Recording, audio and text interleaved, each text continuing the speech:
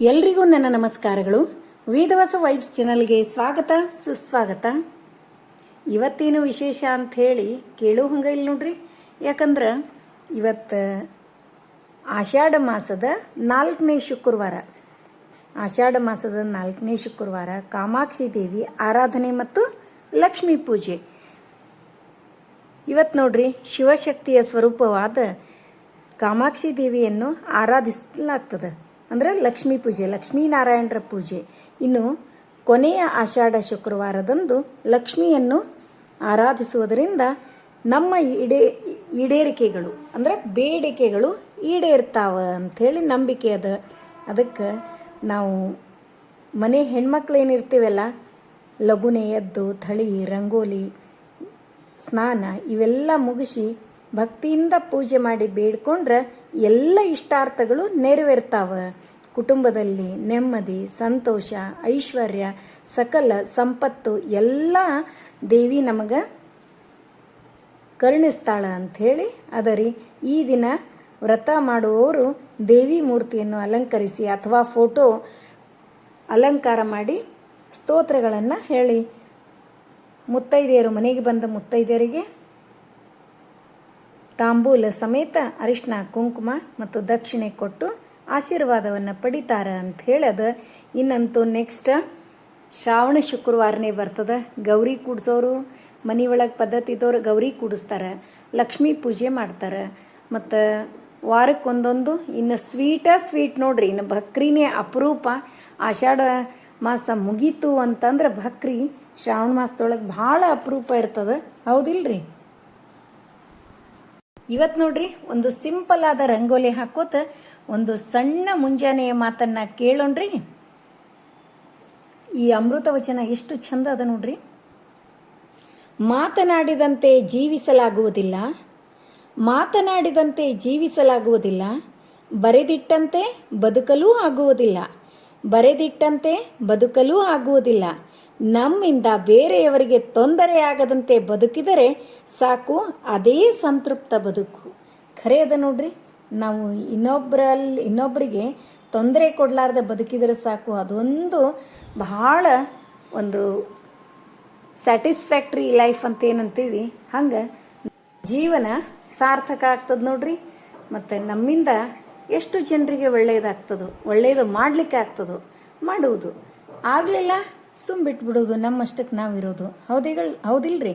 ಚಿಂತೆಗಳು ನಮ್ಮ ಹತ್ತಿರ ಹಾರಿ ಬರದಂತೆ ತಡೆಯಲು ಸಾಧ್ಯವಿಲ್ಲ. ಚಿಂತೆಗಳು ನಮ್ಮ ಹತ್ತಿರ ಹಾರಿ ಬರದಂತೆ ತಡೆಯಲು ಸಾಧ್ಯವಿಲ್ಲ, ಆದರೆ ಅವು ನಮ್ಮ ಮನಸ್ಸಿನೊಳಗೆ ಗೂಡು ಕಟ್ಟದಂತೆ ತಡೆಯುವುದು ಸಾಧ್ಯವಿದೆ. ಎಷ್ಟು ನೋಡ್ರಿ. ಎರಡನೆಯದನ್ನು ನಾವು ಮಾಡಬಹುದು. ಯಾಕಂದ್ರೆ ಚಿಂತೆ ಅನ್ನೋದು ಎಲ್ರಿಗೂ ತಲೆ ಖಾಲಿ ಇಡಲಿಕ್ಕೆ ಒಂದು ದಿವಸ ತಲೆ ಖಾಲಿ ಅದ ಅಂದ್ರೆ ಸಾಕು, ನೆಕ್ಸ್ಟ್ ಡೇನೇ ಒಂದೇನೋ ತಲೆ ಒಳಗೆ ಬಂದು ಹೊಕ್ಕೊಂಡು ಬಿಟ್ಟಿರ್ತದ. ಅದನ್ನು ತಗೋಬೇಕು ಬೇಡ ಅಂಥೇಳಿ ವಿಚಾರ ಮಾಡಿ ತಗೊಳ್ಳೋದು ಬಿಡುವಂಥ ಶಕ್ತಿ ದೇವರು ನಿಮಗೆ ಎಲ್ರಿಗೂ ಕೊಟ್ಟಾನ ನೋಡ್ರಿ. ಇವತ್ತಿನ ಸಿಂಪಲ್ ಆದ ರಂಗೋಲಿ ಹೆಂಗಾಗ್ಯದ ಅಂಥೇಳಿ ಕಮೆಂಟ್ ಮಾಡಿ ತಿಳಿಸೋದು ಮರಿಬೇಡ್ರಿ. ಇವತ್ತು 4ನೇ ಶುಕ್ರವಾರ ಏನು ಅಡುಗೆ ಮಾಡಬೇಕು? ಪಾಯಸ. ಹೋದ್ಸರಿ ಅವಲಕ್ಕಿ ಪಾಯಸ ಮಾಡಿದ್ದೆ. ಮತ್ತು ಹಾಗೆ ಒಂದೊಂದು ವಾರ ಒಂದೊಂದು ಗೋಧಿ ಕುಟ್ಟಿದ ಪಾಯಸ ಮೊದಲೇ ವಾರ ಆಯಿತು. ಹಿಂಗೆ ಒಂದೊಂದು ವಾರ ಒಂದೊಂದು ಪಾಯಸಗಳು ಅದು ಲಕ್ಷ್ಮೀನಾರಾಯಣರ ನೈವೇದ್ಯಕ್ಕೆ. ಇವತ್ತೇನು ಮಾಡಬೇಕಪ್ಪ ಅಂತಂದಾಗ ಅದಕ್ಕೆ ಹೆಸರುಬೇಳೆ ಪಾಯಸ ಇವತ್ತು ಮಾಡಾಕಿದ್ದೀನಿ ರೀ. ಹೆಸರುಬೇಳೆ ಪಾಯಸ ನೈವೇದ್ಯಕ್ಕೆ, ಲಕ್ಷ್ಮೀ ನೈವೇದ್ಯಕ್ಕೆ. ಮತ್ತು ನಮ್ಮ ಮನೆ ಒಳಗೆ ಅಡುಗೆ ಏನಾಗಿತ್ತು ಅನ್ನೋದನ್ನು ಕೂಡ ನೋಡಕ್ಕಂತ್ರಿ. ಮತ್ತು ಇನ್ನೊಂದ್ರಿ, ನನಗೆ ಒಂದು ಅರ್ಥ ಆಗೋಲ್ತು. ಈ ಒಂದೊಂದು ಕಮೆಂಟ್ ಹೆಂಗಿರ್ತಾವಂದ್ರೆ, ನಾ ವಿಡಿಯೋದಾಗ ಹೇಳಿರ್ತೀನಿ ಅದನ್ನೇ ಪ್ರಶ್ನೆ ಕೇಳಿರ್ತಾರೆ. ಅವಾಗ ನನಗನ್ನಿಸ್ತದ ವಿಡಿಯೋ ಕಂಪ್ಲೀಟಾಗಿ ನೋಡಿಲ್ಲ ಅಂಥೇಳಿ. ಅಂಥ ಪ್ರಶ್ನೆಗಳಿಗೆ ನಾ ಆನ್ಸರ್ ಮಾಡ್ಲಿಕ್ಕೆ ಹೋಗಂಗಿಲ್ರಿ. ಯಾಕಂದ್ರೆ ಆಲ್ರೆಡಿ ನಾ ಹೇಳಿರ್ತೀನಿ ಅಲ್ರಿ. ಈಗ ನೋಡ್ರಿ, ಇವತ್ತು ಬೆಳಗ್ಗೆನೇ ನಾನು ಒಂದು ವಿಡಿಯೋ ಹಾಕಿದ್ದೆ. ಅವಾಗ ಅದಕ್ಕೊಂದೆರಡು ಕಮೆಂಟ್ ಏನು ಬಂದಾವ, ಅವ್ರ ನಂಬರ್ ಕೊಡ್ರಿ ಗಿರಣಿ ಅವ್ರದ್ದು ಅಂತ. ನಾನು ಆ್ಯಕ್ಚುಲಿ ಎಲ್ಲ ಮೆನ್ಷನ್ ಮಾಡೀನಿ, ನಂಬರು ಮತ್ತು ಇದು ಎಲ್ಲಿ ಬರ್ತದೆ ಎಲ್ಲಾನೇ ಹೇಳೀನಿ. ಆದರೂ ಕೂಡ ಮತ್ತೆ ಸೇಮ್ ಕ್ವಶನ್ಸ್ ಇದ್ದಾಗ ನಾನು ವಿಡಿಯೋ ನೋಡ್ರಿ ಅಂತ ಹೇಳಿ ಹಾಕಿರ್ತೀನಿ. ಮತ್ತು ಅದೇ ಪ್ರಕಾರ ಮೊನ್ನೆ ಸೋಮವಾರದ್ದು ಈಗ ಶ್ರಾವಣ ಸೋಮವಾರದ ಪೂಜಾದ್ದು ಶಿವಮುಷ್ಟಿ ಪೂಜಾದ್ದು ಸೇಮ್ ಕ್ವಶನ್ಸ್ ಬಂದಾವ. ಈಗ ಲಿಂಗ ಮಾಡೋದು ಅಂದ್ರೆ ಒಂದೇ ಮಣ್ಣಿನ ಲಿಂಗ ಯಾವತ್ತೂ ಅದನ್ನೇ ಕಂಟಿನ್ಯೂ ಮಾಡಂಗಿಲ್ರಿ. ಲಿಂಗ 4 ವಾರನೂ 4 ಲಿಂಗಗಳನ್ನು ಬೇರೆ ಬೇರೆಯಾಗೆ ಮಾಡಬೇಕು. ನಾಲ್ಕನೇ ವಾರ ಅಂದರೆ 1ನೇ ವಾರ, 2ನೇ ವಾರ, 3ನೇ ವಾರ, 4ನೇ ವಾರ 4 ವಾರಗಳು ಮಣ್ಣಿನ ಲಿಂಗವನ್ನು ಬೇರೆನೇ ಮಾಡಿ ಪೂಜೆ ಮಾಡಬೇಕು. ಮತ್ತು ನೆಕ್ಸ್ಟ್ ಡೇ ಲಿಂಗ ಏನು ಮಾಡಬೇಕು, ತೆಗೆದಿಡಬೇಕು. 4 ಲಿಂಗ 4 ಪೂಜೆಗಳಾದಮೇಲೆ ನದಿಗೆ ಬಿಟ್ಟು ಬರೋದು ಅಥವಾ ತುಳಸಿ ಕಟ್ಟಿಯೊಳಗೆ ಅದನ್ನೆಲ್ಲ ಹೇಳೀನಿ. ಅದು ಬಿಟ್ಟು ಮತ್ತು ಹಿತ್ತಾಳೆ ಮತ್ತು ಬೆಳ್ಳಿದು ಲಿಂಗ ಇದ್ರೆ ಅದನ್ನು ಪೂಜೆ ಮಾಡ್ಬೋದು ಅಭಿಷೇಕ ಮಾಡಿ, ಅದನ್ನೂ ಕೂಡ ಹೇಳಿ ಆಗ್ಯದ. ಮತ್ತು ನೈವೇದ್ಯ ಮಾಡಿರಿ. ಮತ್ತು ಉಪವಾಸ ಮಾಡಬೇಕೇನು ಅಂತ ಒಂದು ಹೊತ್ತು ನೋಡ್ರಿ, ಬೆಳಗ್ಗೆ ಪೂಜೆ ಮಾಡಿದ್ರಿ ಅಂತಂದ್ರೆ ಸಾಯಂಕಾಲ ಊಟ ಮಾಡಿರಿ. ಆ್ಯಕ್ಚುಲಿ ಇದು ಸಾಯಂಕಾಲನೇ ಊಟ ಇರೋದು ಸಾಯಂಕಾಲನೇ. ಮತ್ತು ಬೆಳಗ್ಗೆ ಏನದ ಟಿಫನ್ ಮಾಡ್ಬೋದು ಅಂತ ಹೇಳೀನಿ. ಅದಕ್ಕೂ ಕೂಡ ಮತ್ತು ಅದೇ ಸೇಮ್ ಪ್ರಶ್ನೆ ಬಂದಾವ. ವಿಡಿಯೋ ಸರಿಯಾಗಿ ನೋಡ್ರಿ, ಕನ್ಫ್ಯೂಸ್ ಮಾಡ್ಕೊಳಿಕ್ಕೆ ಹೋಗಬೇಡ್ರಿ. ಮತ್ತೇನಾದರೂ ಅದು ಬಿಟ್ಟು ಮತ್ತೇನಾದರೂ ಪ್ರಶ್ನೆ ಇದ್ದರೆ ಕೇಳ್ರಿ. ನೋಡ್ರಿ, ಇವತ್ತಿನ 4ನೇ ಶುಕ್ರವಾರದ ಪೂಜಾ ನೋಡ್ರಿ. 4 ಶುಕ್ರವಾರ ಯಶಸ್ವಿಯಾಗಿ ಪೂಜೆ ಆಯಿತು, ಖುಷಿ ಆಯಿತು. ನೀವು ಕೂಡ ಎಲ್ಲರೂ ಆಷಾಢ ಲಕ್ಷ್ಮಿ ಪೂಜೆ ಮಾಡೀರಿ ಅಂತ ಅನ್ಕೋತೀನಿ. ಮುಂದಿನ ಶುಕ್ರವಾರ ಅಂತೂ ಗೌರಿ ಪೂಜಾನೇ ಸ್ಟಾರ್ಟ್ ಆಗಿಬಿಡ್ತದೆ ನೋಡ್ರಿ. ಇಷ್ಟಾದಮೇಲೆ ತುಳಸಿ ಪೂಜೆ ಮತ್ತು ಪ್ರದಕ್ಷಿಣೆ. ಇಷ್ಟು ತುಳಸಿ ಪೂಜೆ ಎಲ್ಲ ಆದ ಕೂಡಲೇ ನಾ ಏನು ಮಾಡ್ತೀನಿ ರೀ, ಚಾತುರ್ಮಾಸ ರಂಗೋಲಿ ಶುಕ್ರವಾರ ಅಮಾವಾಸ್ಯೆ ಹುಣ್ಣಿಮೆ ಇರ್ತಾವಲ್ಲ, ಚಾತುರ್ಮಾಸ ರಂಗೋಲಿ ಲಾಸ್ಟಿಗೆ ಹಾಕಿರ್ತೀನಿ ರೀ. ಹೀಗಾಗಿ ಇದು ಎಲ್ಲ ಪ್ರದಕ್ಷಿಣೆ ಆದಮೇಲೆ ಚಾತುರ್ಮಾಸ ರಂಗೋಲಿ ಹಾಕಿ ಅರಿಶಿನ ಕುಂಕುಮ ಏರಿಸಿ ಮತ್ತು ತುಳಸಿ ಇಟ್ಟು ಮತ್ತು ಅರಿಶಿನ ಕುಂಕುಮ ಏರಿಸಿ ಹೊರಗಡೆಗೆ ಇಟ್ಬಿಡ್ತೀನಿ. ಇದನ್ನು ಕೂಡ ಪ್ರಶ್ನೆ ಕೇಳಿದ್ರಿ, ತುಳಸಿಯನ್ನು ಒಳಗಡೆ ತರ್ಬೋದಾ ಅಂತ. ಲಕ್ಷ್ಮೀದೇವಿ ರೀ ತರ್ಬೋದು, ತಂದು ಮತ್ತು ಹೊರಗಡೆನೇ ಇಟ್ಟುಬಿಡೋದ್ರಿ. ಪ್ರದಕ್ಷಿಣೆ ಹಾಕೋದು ಪೂಜೆ ಎಲ್ಲ ಆದ ಕೂಡಲೇ ಏನೂ ತಪ್ಪಿಲ್ಲ. ಲಕ್ಷ್ಮೀದೇವಿ ಸ್ವತಃ ಲಕ್ಷ್ಮೀದೇವಿ ಮತ್ತು ಕೃಷ್ಣ ಸಮೇತ ತುಳಸಿ ಪೂಜೆ ಬಹಳ ಅಂದರೆ ಬಹಳ ಶ್ರೇಷ್ಠವಾದ್ದು. ನಮ್ಮ ಮನೆ ಒಳಗೆ ಹೊರಗಿಟ್ಟು ಪ್ರದಕ್ಷಿಣೆ ಹಾಕಲಿಕ್ಕೆ ಅಷ್ಟು ಜಾಗ ಇಲ್ಲ. ಹಾಗಾಗಿ ಮನೆ ಒಳಗೆ ನಾವೆಲ್ಲ ಜಾಗ ಎಲ್ಲ ಅದು ಏನು ಪ್ರದಕ್ಷಿಣೆ ಹಾಕ್ತಿರ್ತೀನಿ ಹಾಲ್ ಎಲ್ಲ ಒರೆಸಿರ್ತೀವಿ. ಒರೆಸಿ ಪ್ರದಕ್ಷಿಣೆ ಹಾಕಿ ಮತ್ತು ಹೊರಗಡೆ ಒಯ್ದು ಇಟ್ಬಿಡ್ತೀನಿ ನೋಡ್ರಿ. ಇಷ್ಟಾದಮೇಲೆ ಇವತ್ತಿನ ಅಡುಗೆ ಏನು ಸ್ಪೆಷಲ್ ಅದ ಅಂತ ನೋಡಾಕೆಂತ್ರಿ. ನಾನು ಹೆಚ್ಚಾಗಿ ಈಗ ಈ ಕ್ಲೈಮೇಟಿಗೆಲ್ಲ ಹೇಳಿ ಮಾಡಿಸಿದ್ದು ಮೆಣಸಿನ ಪುಡಿ ಮತ್ತು ಜೀರಿಗೆ ಪುಡಿ 2 ಹುರಿದು ಪೌಡ್ರ್ ಮಾಡಿ ಇಟ್ಕೊಂಡೇನ್ರಿ. ಜಾಸ್ತಿ ನಾನು ಅದನ್ನು ಯೂಸ್ ಮಾಡ್ತೀನಿ. ಆ್ಯಕ್ಚುಲಿ ಚಾತುರ್ಮಾಸ ರಥದವರು ಅದನ್ನು ಮಾಡ್ತಾರೆ. ನಾನೇನು ಅದನ್ನು ರಥ ಅಂತ ಹೇಳಿ ಮಾಡಂಗಿಲ್ಲ. ಆದರೆ ಅದು ಆರೋಗ್ಯ ದೃಷ್ಟಿಯಿಂದ ನೋಡ್ಲಿಕ್ಕೆ ಹತ್ರ ಭಾಳ ಚಲೋ ಅಲ್ರಿ. ಹಾಗಾಗಿ ಹೆಚ್ಚಾಗಿ ಅದನ್ನೇ ಯೂಸ್ ಮಾಡಿರ್ತೀನಿ. ಮತ್ತು ಮೊನ್ನೆ ಏನಾಗಿತ್ತು, ನಾವು ರಾಯರ ಮಠಕ್ಕೆ ಹೋಗಿದ್ವಿ. ಜಯತೀರ್ಥರ ಆರಾಧನೆ ದಿವಸ ಊಟಕ್ಕಲ್ಲಿ ಹೋದಾಗ ಹೆಸರು ಕಾಳಿನ ಕಟ್ಟು ತೆಗೆದಿದ್ರು. ಅದರದ್ದೇ ಸಾರು ಮಾಡಿದ್ರು, ಕಟ್ಟಿನ ಸಾರು, ಮತ್ತು ಅದರದ್ದೇ ಪಲ್ಯ ಮಾಡಿದ್ರು. ಭಾಳ ಟೇಸ್ಟಾಗಿತ್ತು. ಅದಕ್ಕೆ ಇವತ್ತು ನಾ ಅದನ್ನೇ ಮಾಡೋಣ ಅಂತ ತಿಳ್ಕೊಂಡು ಅದೇ ಪಲ್ಯ ಮತ್ತು ಸಾರು ಮಾಡ್ಲಿಕ್ಕತ್ತೀನಿ ನೋಡ್ರಿ. ಇಷ್ಟೆಲ್ಲ ಇವತ್ತು ಅಡುಗೆ ಮುಗಿಸ್ಕೊಂಡು ಭಾಳ ಫಾಸ್ಟ್ ಆಗ್ಯಾಯ್ತು. ಅಳ್ಳು ಮತ್ತು ಅಳ್ಳಿಟ್ಟು. ಹೀಗಾಗಿ ನಾ ಮನೆ ಒಳಗೆ ಒಂದು ಅರ್ಧ ಒಟಗಾದಷ್ಟು ಅಳ್ಳು ಹುರಿಲಿಕ್ಕೆ ಇಟ್ಕೊಂಡೇನ್ರಿ. ಅದು ಮೀಸ್ಲಿಕ್ಕೆ ಆಗ್ತದೆ. ಇದೆಲ್ಲ ಮತ್ತು ಬೇಕೇ ಆಗ್ತದೆ ಮೇಲೆ ತಿನ್ನಲಿಕ್ಕೆ ಎಲ್ಲ ಅಂಥೇಳಿ ಇಟ್ಕೊಂಡೀನಿ. ಈಗೇನು ಮಾಡ್ಲಿಕ್ಕೆ ತಿನ್ನಂತೀರೇನ್ರಿ ಅಡುಗೆ ನೋಡ್ರಿ. ಒಂದು ಸೈಡ ಹೆಸರುಬೇಳೆ ಇಟ್ಟೀನಿ, ಒಂದು ಸೈಡ ಹೆಸರು ಕಾಳು ಇಟ್ಟೀನಿ, ಇನ್ನೊಂದು ಸೈಡ ಹಸಿ ಮೆಣಸಿನಕಾಯಿ ಮತ್ತು ಕಸಕ್ ಟೊಮೆಟೊ ಚಟ್ನಿ ಮಾಡ್ಲಿಕ್ಕೆ ನೋಡ್ರಿ. ಆ್ಯಕ್ಚುಲಿ ಈಗ ರಥ ಮಾಡೋರಿಗೆ ಇವ್ಯಾವ ಕಾಯಿ ಪಲ್ಯ ಇವೇನೂ ಬರಂಗೇ ಇಲ್ಲ. ಅಂದ್ರೆ ನಾನು ಮಾಡಂಗಿಲ್ಲ. ಹೇಳಿದ್ನಲ್ರಿ, ಹಾಲು ಮೊಸರಿನ್ನು 2 ಮಾಡ್ಬೇಕಂತ ಮಾಡೀನಿ. ಎವ್ರಿ ಇಯರ್ ನಾನು ಮೊಸರಿಂದು 1 ಮಾಡಿರ್ತೀನಿ.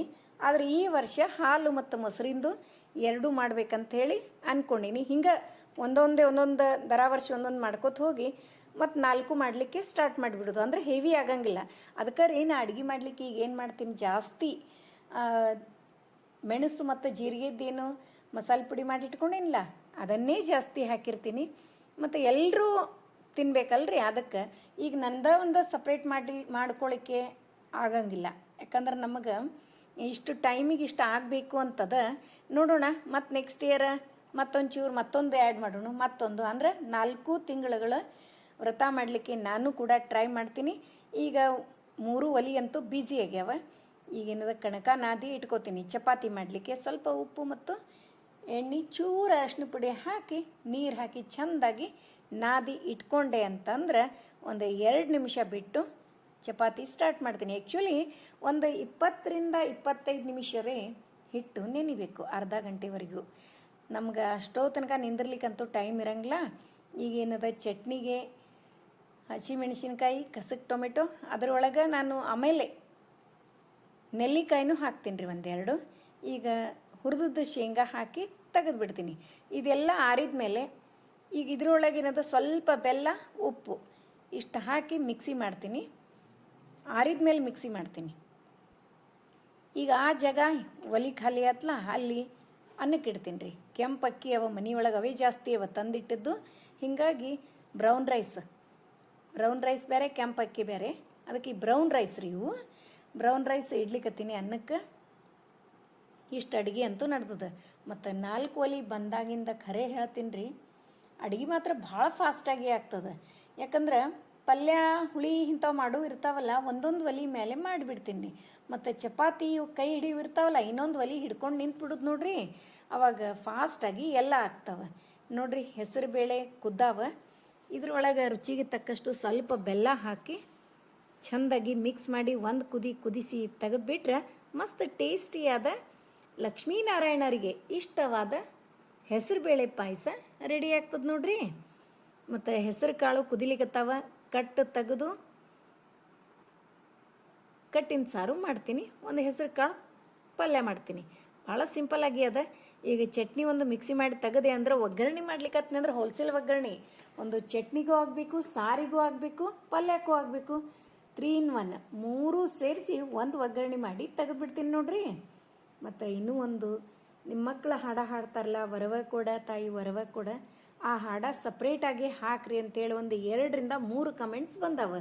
ಹಾಗಾಗಿ ಆದಷ್ಟು ಒಂದು ಶ್ರಾವಣ ಮಾಸ ಸ್ಟಾರ್ಟ್ ಆಗೋದ್ರೊಳಗೆ ಒಂದು 2 ದಿವಸನಾಗ, ನಾಳೆ ಸ್ಯಾಟರ್ಡೇ ಅದ, ನಾಳೆನೇ ಅವರಿಗೆ ಹಾಡ ಅದನ್ನು ಹಾಡಿ ಅದನ್ನು ಸಪ್ರೇಟಾಗಿಯೇ ಹಾಡ ಹಾಕ್ತೀನಿ ರೀ. ಮತ್ತು ನೀವು ಕೂಡ ಕೇಳಿದ್ರೆ ಬರ್ತಾವೆ ಯಾವ ಹಾಡಾಯಿತು. ಅವರಷ್ಟು ಚಂದ ನನಗೆ ಹಾಡ್ಲಿಕ್ಕೆ ಬರಂಗಿಲ್ಲ, ಬಟ್ ಅವ್ರೇನು ಕ್ಲಾಸಿಗೆ ಅದು ಏನೂ ಹೋಗಿಲ್ಲರೆ ಇಷ್ಟ. ಮತ್ತು ದಿನನಿತ್ಯನೂ ಅವ್ರು ಹಾಡಂಗಿಲ್ಲ. ಆದರೂ ಒಂದು ಈಗಿನ ಮಕ್ಕಳು ಎಲ್ಲರೂ ಭಾಳ ಶಾಣೆ ಇರ್ತಾರೆ. ಬರೀ ಕೇಳಿದ್ರೆ ಸಾಕು ಎಲ್ರಿಗೂ ಬರ್ತಾವೆ. ನಾನು ಎಷ್ಟೋ ಹುಡುಗರು ನೋಡೀನಿ, ಇವರು ಕೂಡ ಹಾಗೇನೆ ನೋಡ್ರಿ. ಒಗ್ಗರಣೆ ಹೋಲ್ಸೇಲ್ ಒಗ್ಗರಣೆ ರೆಡಿ ಆಯಿತು.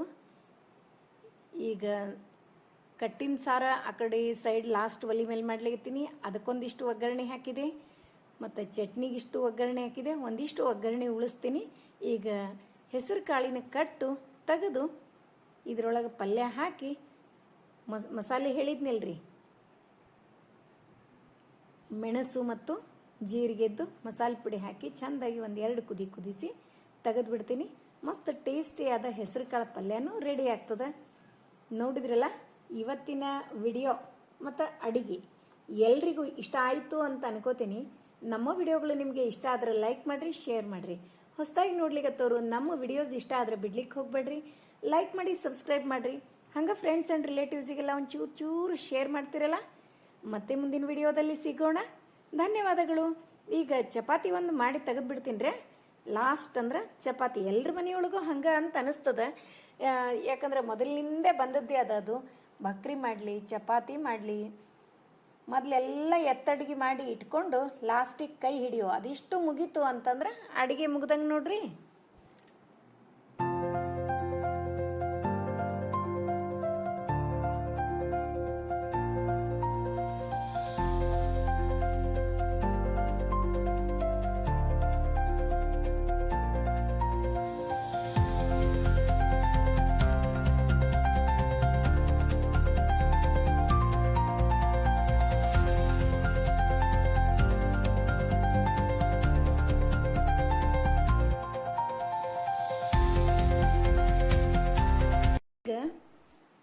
ಚಪಾತಿ ಮಾಡ್ಕೋತ ರಾಮನ ನಾಮಸ್ಮರಣೆ ಮಾಡೋಣ್ರಿ.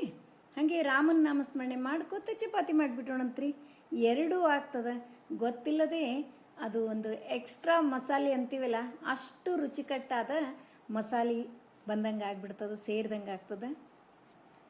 ನೀವು ನಮ್ಮ ಜೊತೆ ಅನ್ರಿ.